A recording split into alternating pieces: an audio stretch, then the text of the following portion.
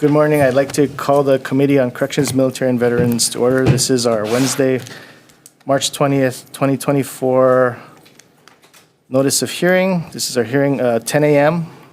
and we are in conference room 430 at the State Capitol. Let's get right into our agenda. So first up we have HCR 28, HR 18, establishing a working group to address issues related to water and air contamination and remediation arising from the operation of the Pu'uloa Range Training Facility. And then we're going to take both of these together. So first up we have Allison Sherwood from the University of Hawaii. Aloha. Good morning, Chair Hashem, Vice Chair Chan, and members of the committee. My name is Allison Sherwood. I'm the Acting Dean for the College of Natural Sciences at the University of Hawaii at Manoa. Mahalo for the opportunity to provide testimony in support of this resolution. As indicated in our written submission, we're extremely supportive of this measure and would welcome the opportunity for participation by marine biologist faculty from the School of Life Sciences and the College of Natural Sciences to help out on this working group. And I'm happy to answer any questions you may have. Thank you. Next we have Liam Chin.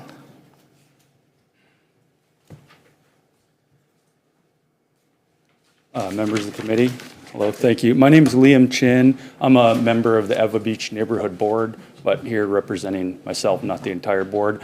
As you'll recall, 1 year ago, I helped lead the Eva Beach community in drafting a resolution that passed both the House and the Senate calling for the relocation of Pu'uloa Range Training Facility. The reason that the House and the Senate voted unanimously after multiple committee hearings to relocate the range is because they had done a deep dive on multiple synergistic factors that cannot be mitigated. Severe noise pollution, the fact that there are millions, literally millions of cubic feet of contaminated soil inside the range, lead contaminated, sitting within 200 feet of homes. So that's number two. And number three was the issue of ricochets and the incoming flight paths into Honolulu International Airport. Those three factors alone, as well as the placement of 600 DHHL homes right next to the range that's planned, were enough for the House and Senate to say, this needs to be relocated. Let's give you guys, the Marines, a brand new training facility.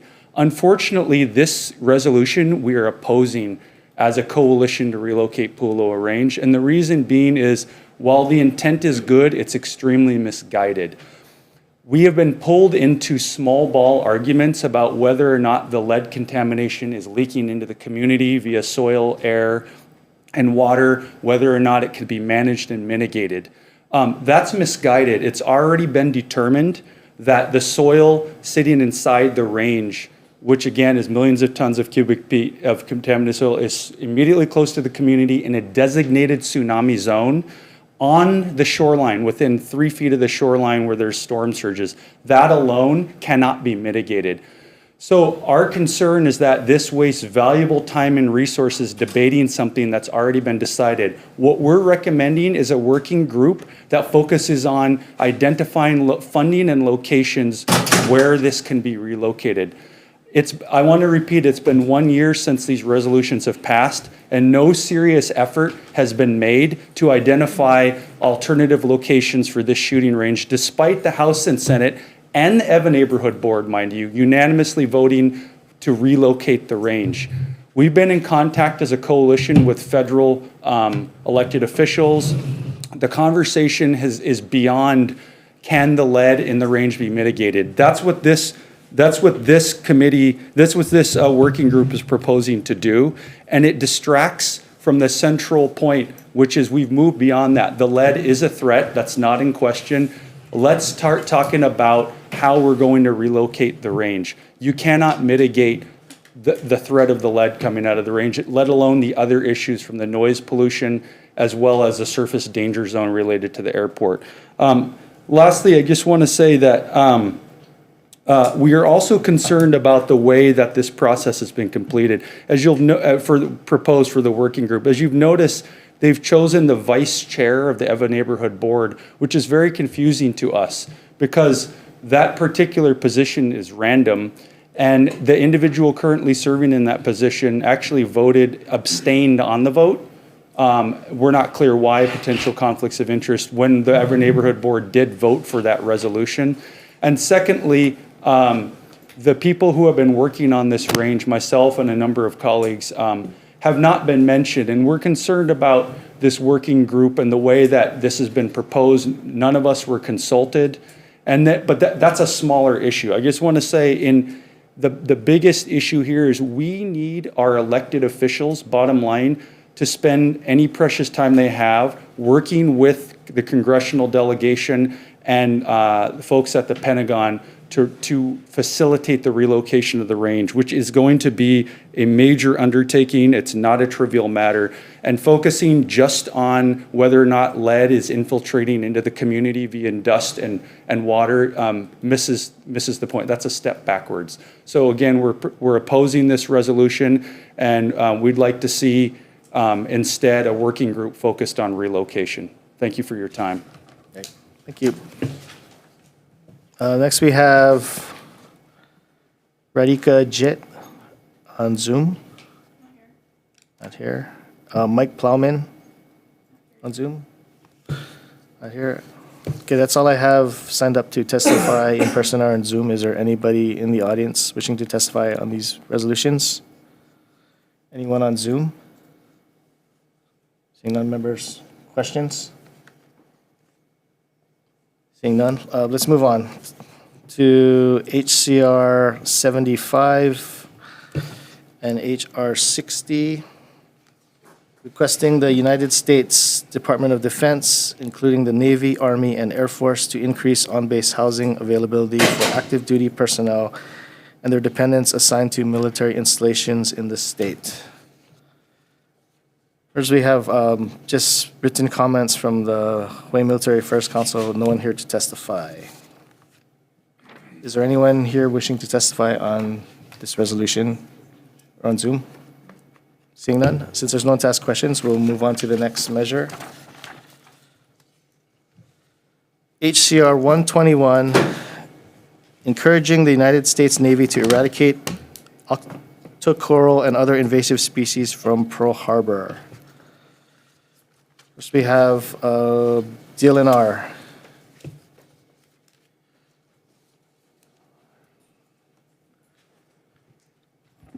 Aloha, Chair, Vice Chair, members of the committee.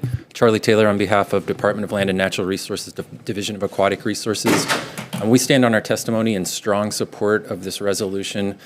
Octocoral is becoming a very big problem, and left unchecked, it is going to spread outside of Pearl Harbor very quickly. It's just a matter of time.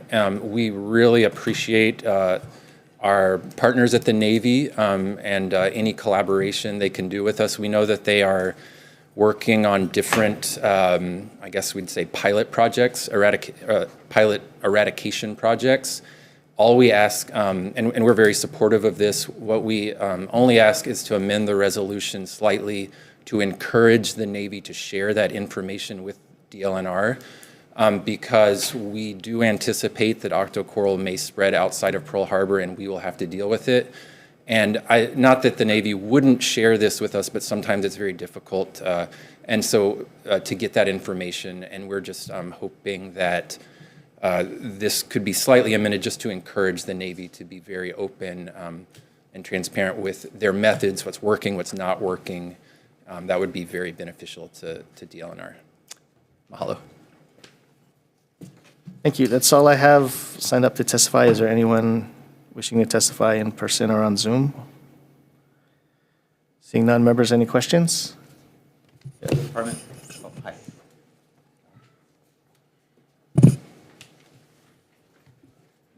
Well, this is an education for, I guess, a few of us. I mean, didn't even know what octocoral was prior to this introduction. Is Pearl Harbor a Superfund site?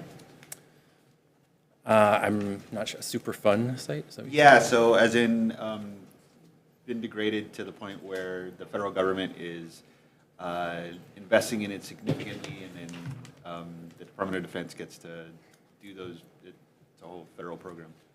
I'm not sure. I can get back to you on that, though. I believe it is. Okay, yeah. So the DLNR doesn't work with a the Department of Defense to do any of the existing cleanups? It's not our jurisdiction to the living organisms inside the. Yeah, I'm going to have to get back to you exactly on. I actually don't normally work on octocoral. I apologize. The person usually here is out of town. I usually do more enforcement things, but in terms of our efforts, my understanding is that at the moment they're only found in Pearl Harbor. So I'm sorry if you clarify. My apologies. To my understanding, the waters around Pu'uloa, Pearl Harbor have been a Superfund site for decades. There have been numerous issues regarding not only fuel leaks, but other invasive species found in the bay. There are active remediation efforts afoot, including the development of programs by fish ponds and the reintroduction of actual oysters. Does the DLNR have any involvement in any of that? I would have to get back to you exactly our extent of involvement. I apologize. Thank you. Yep, go ahead. DLNR. Sorry. I know you said that this isn't normally the area that you work in. I was just curious if you might be able to answer if you know how octocoral was introduced. Yeah, sure. We don't know exactly when it was introduced. I think it was discovered in 2020 or 2019. It generally, this is, of course, is not native. It has been found primarily in a lot of Central and South American countries, so it's probably getting here via ballast water because there's really no way it would travel that far. And that is our understanding, but we're not exactly sure when it was introduced, but it was first observed, I believe, in 2019. Okay. Is it, because it's in Pearl Harbor, is it assumed that it was introduced by military? That's maybe an assumption, yeah, that seems to indicate that. Okay, thank you. Yeah, because we haven't identified it in other ports yet, but yeah. Okay, thank you. Well, Any other questions? Seeing none, let's move on. So the next measure is HCR 160 and HR 139, requesting the Women's Corrections Implementation Commission to develop a strategy and make recommendations to reduce the number of women incarcerated at the Women's Community Correctional Center by 25% over the next 5 years. First, we have Department of Corrections and Rehabilitation, Director Johnson. Thank you, Chair, Vice Chair, members of the committee. I'm Tommy Johnson, the Director of the Department of Corrections and Rehabilitation. I'll just summarize my testimony. We support these measures, and we stand ready to work with all the stakeholders. And I'm also committed to reviewing our internal processes to make sure that we're moving offenders through our integrated criminal justice system as quickly as possible without jeopardizing public safety. Thank you. Thank you. Next, we have former Governor Lingle in support.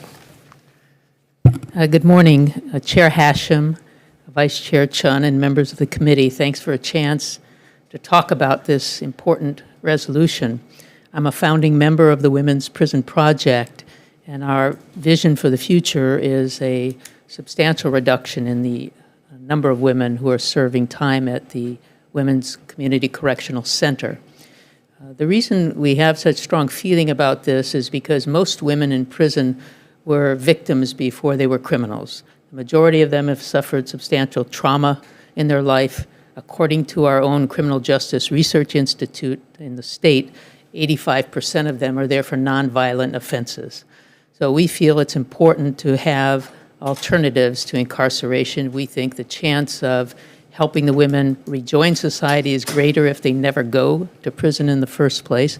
We think the community will actually be safer. Anytime the state has something it wants to achieve, we set a goal. We want energy independence. We don't just say we want energy independence. We say we want to reduce our reliance on fossil fuels by a certain percentage. We want to increase efficiencies in energy usage by a certain percentage. When you want to have locally produced food in the schools, you say we want to have 30% locally produced food in the schools. And we come at this the same way.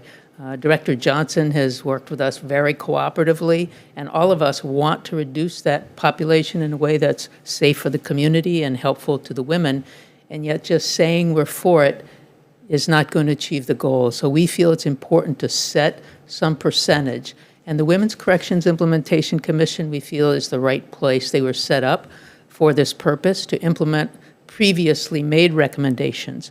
But we want to put a percentage on it because it's a goal you can then aim for and the legislature can hold to account. Each year you can see what is happening with the population. I'm happy to answer any questions, but I really appreciate that you scheduled time. I know how busy everyone's agendas are during session, but this means a lot to our project. Thank you. Thank you. And next we have Linda Rich in support. Aloha, Chair Hashem and Vice Chair Chun and members of the committee. My name is Linda Rich, and I'm a retired social worker and addictions treatment professional. I'm also a member of the Women's Prison Project, and I'm also a member of the Women's Corrections Implementation Commission. However, I'm testifying as an individual at this point. I strongly urge you to pass this resolution. I can tell you from my experience of 21 years directing Hawaii's only treatment program for women, only drug treatment program for women, that we worked with so many women who were involved in the justice system, many of whom came to us from prison. They did not learn. Incarceration does not treat addiction effectively. It's wonderful that there are programs in the prison to address those issues, but a life of recovery is about learning how to cope in the community. And we had so many experiences of seeing women be able, with adequate support and treatment, get their lives together, stay clean and sober. We have many professionals in our community right now who are products of treatment programs. So we believe our experience, but we also believe all of the research that's going on nationally that says that nonviolent women offenders can be rehabilitated effectively in the community with appropriate supervision. Also, it reduces the harm on their children. Children of mothers who are incarcerated, and that's about 60% of the women in our prison were custodian parents of their children before they were incarcerated. There's ongoing effects developmentally and psychologically on children whose mothers are incarcerated. So that should be the last effort, the last resource for correcting criminal behavior. The other piece of data we have is that over 90% of the women who are incarcerated in Hawaii have drug and alcohol addiction issues. So for me, it's almost a no-brainer. I also want to emphasize what Governor Lingle said, that the Women's Corrections Implementation Commission is really uniquely positioned to achieve the goal that's being set. And that's because it already brings together players from all of the different systems that are mentioned in the resolution and that are necessary to address the issues. And also, as former Governor Lingle said, if you have a goal, if you have a target, you're much more likely to reach it than if you have a vague mandate to explore something and come up with recommendations. So again, I strongly support this issue, this resolution, because it just makes a lot of sense, and I hope that you will pass it. Thank you so much for the opportunity to testify. Thank you. That's all I have registered to testify in person or on Zoom. Is there anyone else who wishes to testify? Yeah, please come on. Hi, my name is Tofito Hyan, and I was incarcerated. I've been out for about 6-7 months. And the biggest help that I personally received was through a program like the Bridge, which is after incarceration, you go through helping me get my identification. Windward Community College, they come to the school, to the prison. And through those avenues, I was able to receive options. Prior to that, I didn't feel like I had any. I go to school for engineering now. I'm in the Honor Society. June 25th, I'll be sober 4 years. I have an amazing mentor. If I hadn't received that opportunity with Bridge, you have steps to go through that program. One of the things was identification, and then getting a job or going to school, and they supervise that. And if something like that was created aside from the prison environment, then you have actual steps to accomplish what you're doing in society. You know what I mean? Prison itself is a very hostile environment. It's a very close setting, a lot of women. You have people that go in there with nonviolent crimes, and they're typically not violent people, but they leave there with write-ups of violence. And so it's not conducive to, positive change. It actually puts people in a situation to be more stressed out, more bottled up emotions, and then they become, from the environment that they're in, it's kind of like, they say that one bad apple ruins a bunch. Well, you have a situation here where it's like a bunch of bad apples in one. So you have people that come in that are not violent, and then because that's what people do, they become violent as well. So that's not healthy. And then, after incarceration, you're just putting that back into society. And, if public safety is of any importance, you would think about how that isn't beneficial. But whenever you help them feel like they have options with education, because, it's very difficult to get a job whenever you leave after being incarcerated. But when you are given programs like what they're recommending as opposed to the incarceration, it actually helps people that come from places that they feel like they don't have any options in life, feel like they have those options, because through supervision, they're able to be given small goals to learn how to basically be people, be productive citizens that maybe wasn't introduced to their life prior to that. But education is also a very big, very important thing. If it wasn't for the education that also was given to the facility, I don't think that I would be where I am today, pursuing a master's degree ultimately in quantum physics. I would have never even dreamed of something like that prior to, you know what I mean? Who would have thought that I'm a straight A student in math and science? But that's what happens when you give people options and you don't stop believing in people. Because I'm 41 years old. It took me 41 years for that flip to happen. And it was because I was given options. People supported me. People believed in me. They saw the potential in me. And there's a lot of potential and a lot of really good people in there that have made really bad choices. And then they're stuck in that cycle. And we have to help them get out of that for the safety of the public, because that's only a cycle that's going to infect others and more so. We have to reverse that. And that's all I have to say. I just wanted to say that. Thank you so much. Thank you. Is there anyone else wishing to testify on this measure? Or on Zoom? Seeing none, members, any questions? Seeing none? Oh, you have a question? Oh, Sorry. go ahead, Rep. Gannon. Keep going. Yeah, to Director Johnson.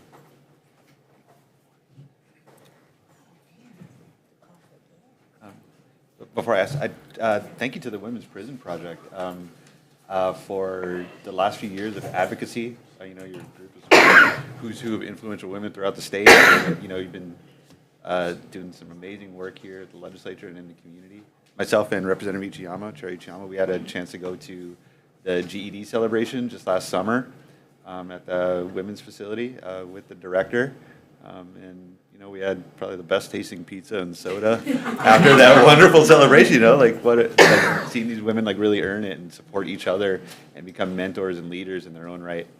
I guess for Chair Johnson, I was surprised to see for the first time ever testimony from Dr. Erin Harbinson in support of this measure.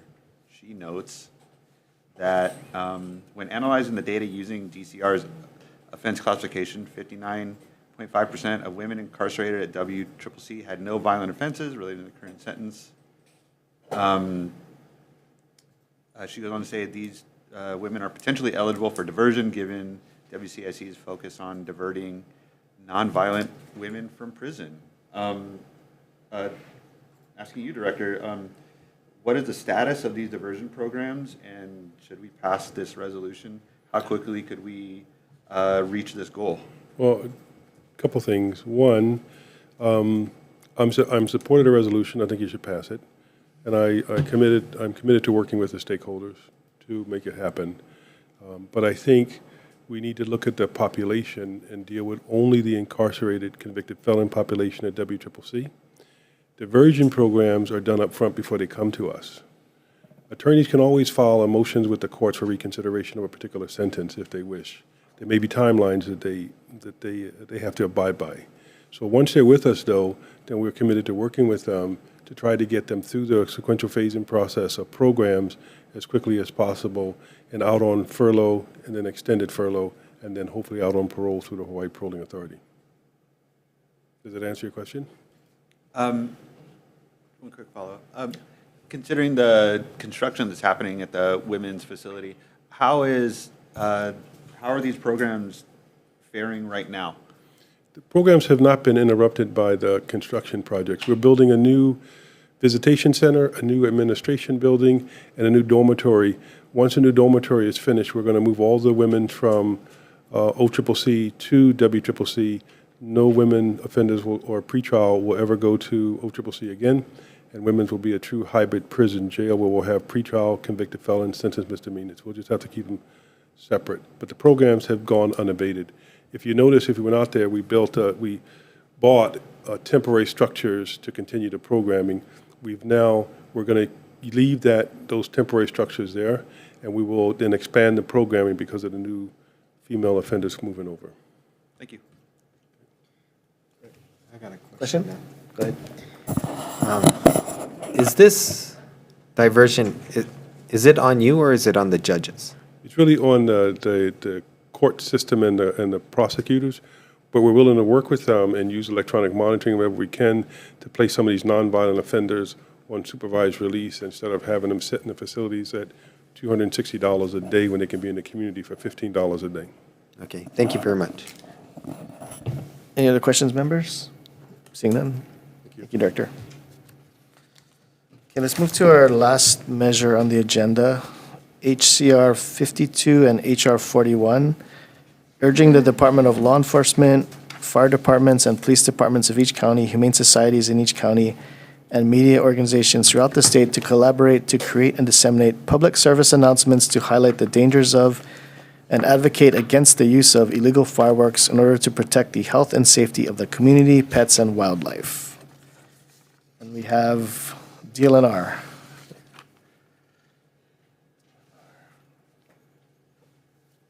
Morning, Chair, Vice Chair, Committee. Rob Hoff with Department of Land and Natural Resources, Division of Forestry and Wildlife.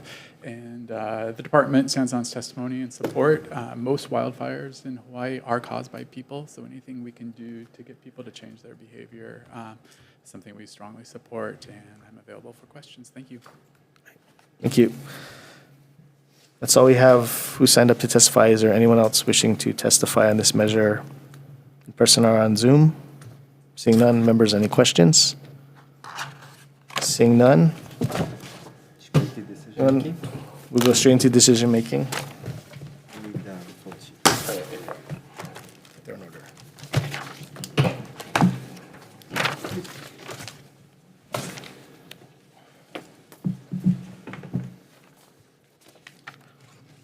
Okay, members, for our first measures, HCR 28 and HR 18.